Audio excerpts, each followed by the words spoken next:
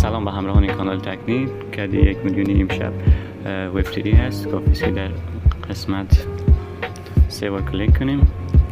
خب میبینیم که وسط صفحه به رنگ سرخ تبدیل شد. به خاطر W یک بار کلیک دوباره نگاه میدیم و 2 ثانیه W نوشته میشه.